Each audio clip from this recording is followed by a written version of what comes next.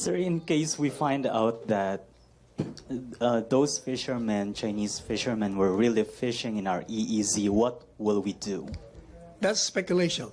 No, what will we do? Ay, hindi, speculation pa rin yan. Mahirap, alam nyo, mahirap pagsalita ng tapos. Hindi pa natin alam eh. Kasi sigurado ang headline, oh, ganito na naman. Yan ang giging problema natin. Let's wait for the facts. And then, pag meron na kaming ginawa at you feel na mali, that's the time. I just want to hear from you, sir. Are Chinese fishermen allowed to fish in Recto Bank? Are they? Eh, masyado mang obvious yung tanong mo. Ang No, sagot siya, syempre, hindi. Okay.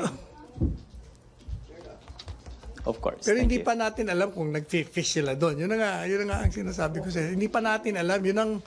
Kasi meron ang conflict ng mga version. But you're saying that they should not be there. That's Alin? correct? They should not be Eh, there. basta teritoryo natin at doon sila, mali yun, syempre.